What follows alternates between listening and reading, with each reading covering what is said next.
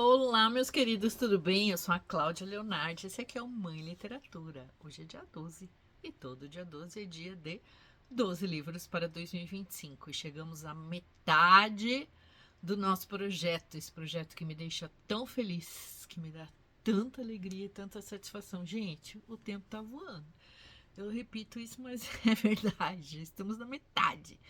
E para comemorar, o sexto livro do nosso projeto amado é essa belezura aqui, essa lindeza. Gente, depois eu vou falar mais dessa edição, mas olha a coisa mais linda. O Pai, a Mãe e a Filha, da Ana Luísa Escorel, da editora Ouro sobre Azul.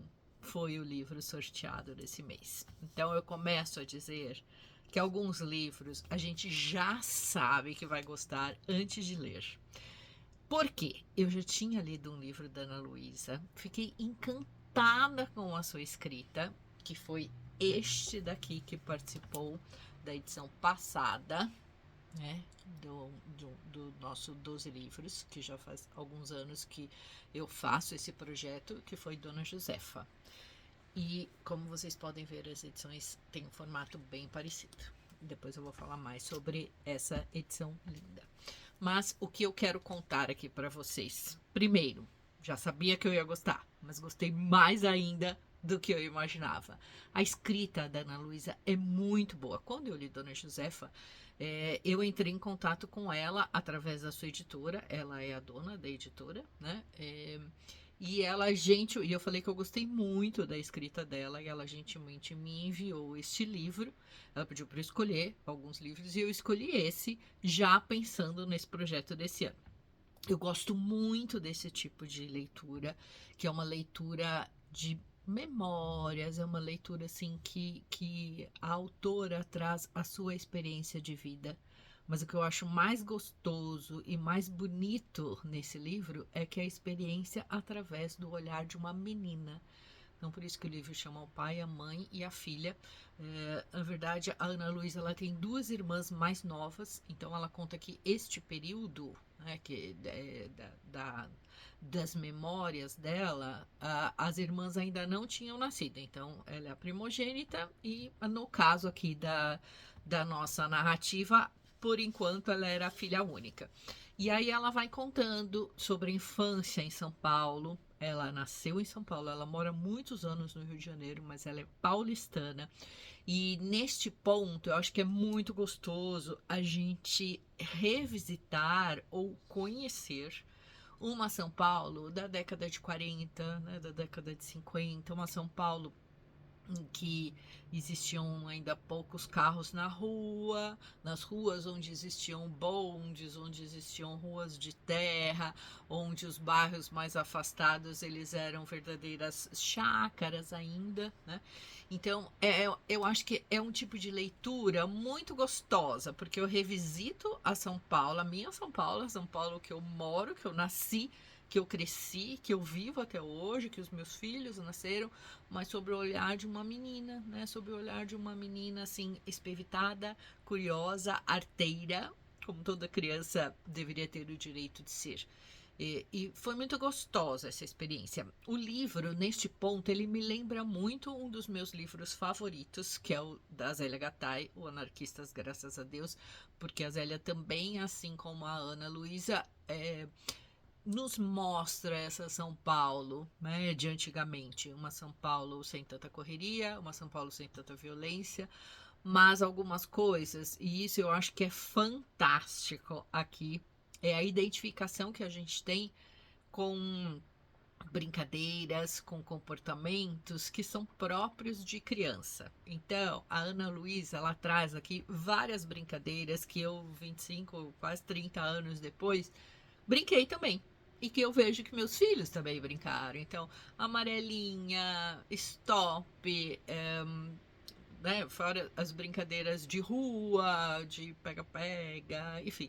São brincadeiras atemporais que a Ana conta aqui que a menina brincava com os amigos da rua, então ela vai falar sobre os vizinhos, ela apresenta o cotidiano e o universo dela, então os vizinhos, ela conta sobre cada família de vizinhos, tem algumas coisas muito interessantes, por exemplo, ela fala de uma família em que os pais são assim bem circunspectos, e aí você consegue fazer um link com pessoas que fugiram, com descendentes, né, com alemães que fugiram na época da guerra. Isso é uma coisa muito interessante, muito forte. Eu me lembro que a minha mãe falava que eles tinham uns vizinhos que também vieram fugidos da guerra, eles eram alemães e minha mãe teve amizade com essa filha deles, né, até quando ela faleceu, inclusive ela chegou a visitar, depois que eles voltaram para a Alemanha, ela visitou essa amiga na Alemanha. Então, assim, ela, né, a Ana Luísa traz essa questão de como eles eram mais tristes, como eles eram mais fechados e ainda muito traumatizados com a questão da guerra, porque estava ali muito próximo, né? Foi um pouco depois. Então, eu acho que mas tudo isso de uma forma muito sutil. E isso, eu acho que assim, ele traz tanto conteúdo, tanta vida para a narrativa que torna a experiência de leitura melhor ainda, mais gostosa ainda. Outra coisa que me chamou muita atenção no texto da Ana é que ela não nomeia os personagens principais, principalmente o pai, a mãe e a filha, né? Então a menina, né? Ela fala a menina não tem nome, né? A gente ela não nomeia como a Ana Luísa.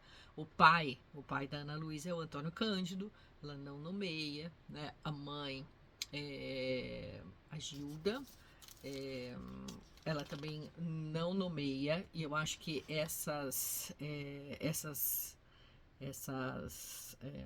esse artifício dela é muito interessante, né? É muito interessante porque tira um pouco dessa questão do peso do sobrenome, mas traz, e o livro é escrito em terceira pessoa, então traz um certo distanciamento que é importante para ela escrever, mas não é um distanciamento que traz uma frieza para o texto, muito pelo contrário. Eu me diverti muito com essa leitura, eu fiquei muito emocionada em alguns momentos. E aí ela vai abrindo, ela começa a falar sobre o cotidiano da menina, né, os vizinhos, com quem que ela brincava, as famílias. Aí ela vai abrindo. Aí vamos conhecer as histórias dos avós, os avós paternos, os avós maternos, os bisavós, como eles formaram as famílias, a questão das férias, né? Das férias que eles passam no interior, na fazenda, na casa de Poços de Caldas, como que foi a formação do avô paterno, que passou tantas privações, do avô que fez questão de seguir o sonho da mãe dele, da bisavó, que queria o filho médico, o internato. Então, assim, são coisas assim que são tão cheias de vidas, mas são tão cheias assim de detalhes ricos que tornam essa leitura simplesmente deliciosa. Eu li com bastante calma, eu não queria que o livro terminasse, eu fiz muitas marcações, como normalmente eu faço. A escrita da Ana é simplesmente deliciosa, deliciosa. Em algumas passagens assim eu fiquei bem emocionada e voltando um pouquinho nas brincadeiras, ela até conta aqui, por exemplo, ó, uma que eu brincava muito quando eu era pequena: o caule do mamoneiro cortado no comprimento de um palmo era perfeito para soltar bolhas de sabão. Assim, um tico de grama, poucos arbustos, a terra amarelada da rua sem calçamento, o jardinzinho da casa em que moravam o pai, a mãe, a avó e um tio, irmão do pai, coberto de era e grama pata de elefante, mais o quintal apertado e alguma boa vontade, bastavam para a menina retomar na cidade grande a autonomia aprendida na fazenda dos avós, pais da mãe dela. Então, assim, quando conta, né, das brincadeiras, acho que é muito interessante essa questão atemporal do quanto eu também brincava, do quanto as brincadeiras eram muito parecidas. É, olha, eu vou ler mais um trechinho que eu acho que é bem interessante para vocês sentirem um pouco como que é essa escrita bonita, uma escrita elegante, refinada, mas não é uma escrita snob, muito pelo contrário. Curiosamente, com o passar dos anos, aquele tio bisavô áspero, distante, expressão fechada e sem nenhum interesse pela infância delas, foi ficando cada vez mais presente que a mulher Zulmira, sempre encenando a eleita do grande excêntrico e que, tida como renheta, era, no entanto, quem dava às crianças a cada visita os tabletes de doce de leite aparados em losango. Ai, gente, não é bonito demais? Eu fico até com vontade, assim, de comer o doce de leite. Mas, assim, a escrita é muito gostosa. As estripolias da menina, é, o quanto o pai era um pai extremamente presente, então ela convivia com os pais, escrevendo, trabalhando, toda aquela parte intelectual. Tem presenças que a gente identifica de personalidades muito importantes do cenário brasileiro, sem ser nomeados, mas que é muito fácil da gente identificar. Tudo isso é muito interessante, traz uma vivacidade assim muito presente para a trama. Gostaria de falar também um pouquinho sobre a edição. A edição, ele fala sobre autores importantes, principalmente desse avô paterno, da biblioteca que o avô e a avó construíram. Enfim, ai, gente, é muito, muito, muito bonito. Queria contar um pouquinho sobre a edição, que claro que eu acho que é um cuidado que a Ana Luísa e o pessoal da Ouro sobre Azul tem, porque a formação primeira da Ana é em design, ela foi da primeira turma de escola superior em design gráfico. Então é uma edição linda, é um formato menor, né? É capa dura. Todos os detalhes são muito bonitos e a edição ela é recheada de 37 desenhos feitos pela autora. E assim, eu acho que são. E ele vem escrito, né? A data, por exemplo, esse novembro de 49, casamento e a mesa de doces. Então, provavelmente a mãe, se não me engano, acho que foi a mãe, que registravam esses detalhes. E eu achei assim que são desenhos bem ricos para uma criança de 4 para 5 anos. Gostei muito desses detalhes, eu acho que são detalhes assim que transformam a leitura em algo ainda mais prazeroso. A diagramação é muito boa, os detalhes são bem bonitos. E a Ana conta que, só terminando, né, de falar sobre a questão da edição, o projeto gráfico e a diagramação, que são lindos, é da própria Ana Luísa. A capa, a autora, vista pela mãe entre 4 e 5 anos de idade, e o tratamento da imagem é da O de Casa, tá? Impressão e acabamento, Chroma 7 Gráficas e Editora. Este foram feitos, eu tinha visto aqui em algum lugar, que a tiragem dessa edição é de 1000 exemplares. A original, a primeira edição foi de 2010, essa edição aqui é de 2015. E aqui sobre a biografia, Ana Luísa nasceu em 1944 em São Paulo, onde passou a infância e adolescência. Depois ela foi estudar no Rio em 64 e me parece que mora no Rio até hoje. E aí ela conta que entre 2002 e 2004, graças aos recursos da internet, a autora, né, desse livro, a Ana, participou de encontros eletrônicos com as 2 irmãs e 4 primos irmãos do lado paterno, e que eles escreviam sobre as temporadas que eles passaram na casa da família, né, do pai, em Poços de Caldas que tinha sido vendida recentemente. E esses encontros eram uma forma de matar saudades daquele momento e tal.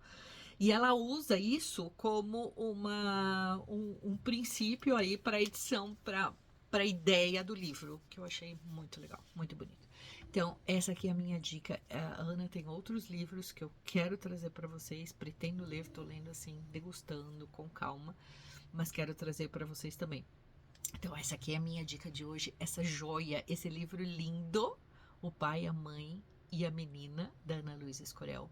É o livro de junho do 12 livros para 2025. Eu amei, adorei. Foi uma leitura assim que eu, no final eu tava lendo mais devagar. Lógico que a gente tem prazo, mas eu tava lendo mais devagar porque eu não queria que terminasse de tão gostoso.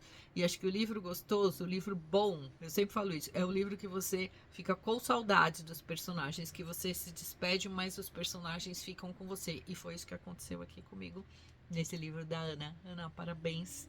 Você é uma querida, além de muito talentosa. Que prazer, que privilégio ter você conosco. E essa é a minha dica de hoje. Se você gostou, deixe o seu joinha, curte o canal, se inscreva e fique por aqui, que eu compartilho meu amor pela literatura com vocês. Conta aqui, você já conhece esse livro? Já leu algum livro da autora? Super recomendo. Um beijo, turma, e até a próxima.